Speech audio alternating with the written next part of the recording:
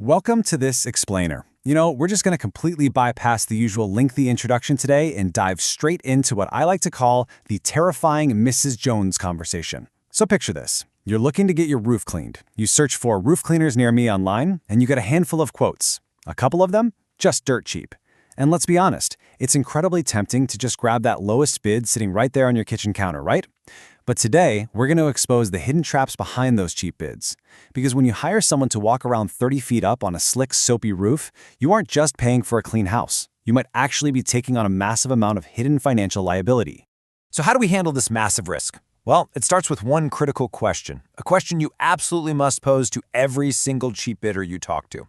You need to look them in the eye or ask them point blank on the phone, do the technicians coming to my house today have workers' compensation insurance? This right here is the ultimate filter. A lot of these fly-by-night operators are going to try to brush it off. They'll say, oh, I'm a sole proprietor, or the state says I'm exempt, but you literally cannot afford to take their word for it. And the reason why? It's something most homeowners never even consider until it is way too late. Think about the trade-off here. There's this terrifying contrast between the perceived savings of a low bid and the terrifying reality of your actual risk. On one hand, sure, maybe you save $200 or $300, but on the other hand, you are gambling your entire home equity on a massive homeowner liability claim. If an uninsured, uncertified worker slips and falls off your roof, that massive medical bill doesn't just magically disappear. Because they don't have workers' comp, the whole shebang, all that legal and financial liability falls straight back onto your shoulders as the homeowner. Your homeowner's insurance might even outright reject the claim if the worker was unlicensed. So you really have to ask yourself, are you willing to gamble your house just to save a buck? All right, moving into Section 1, 3 questions to vet your contractor. To really protect yourself, you've got to put on your consumer advocate hat and ask 3 non-negotiable questions before anyone even steps foot on your property. First, ask if they hold a D38 or C39 contractor's license. Literally, any other license does not qualify them to legally perform roof cleaning in California, period. Second, like we just talked about, do they carry active workers' compensation insurance? And third, what is their exact plan for water management? They have to comply with the Clean Water Act and actively capture their runoff. They can't just let soapy chemicals flow freely down into the storm drain.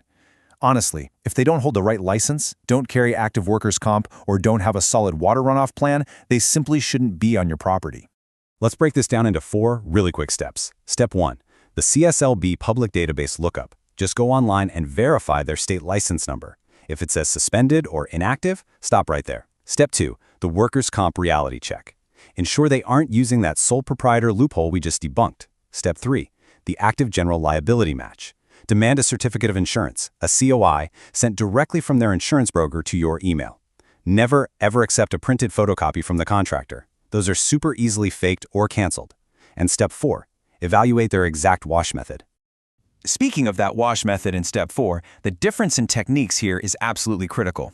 A contractor could be fully licensed and insured, but still completely ruin your home if they use the wrong gear. If they use a high-pressure washer, fire them immediately. High pressure literally blasts away the protective UV granules on your shingles. It instantly ages your roof by 10 years, and it completely voids your manufacturer's warranty. Not good. On the flip side, true professional soft washing relies on zero pressure.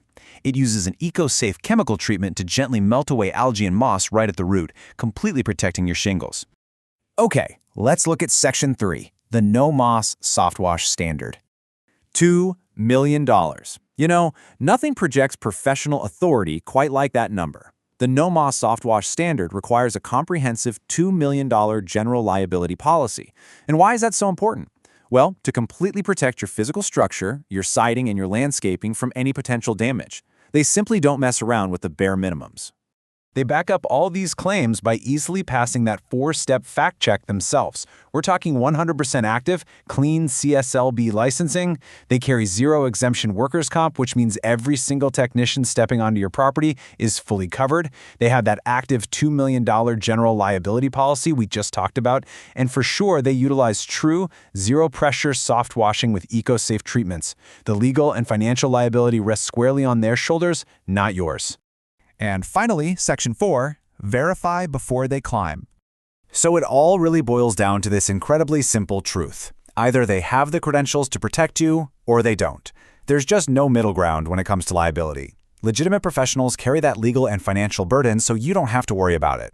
Thanks so much for joining me on this explainer today. I want to leave you with this final thought. Are you really going to gamble your hard-earned home equity on a cheap, uninsured bid, or will you take just 5 minutes to verify before they climb?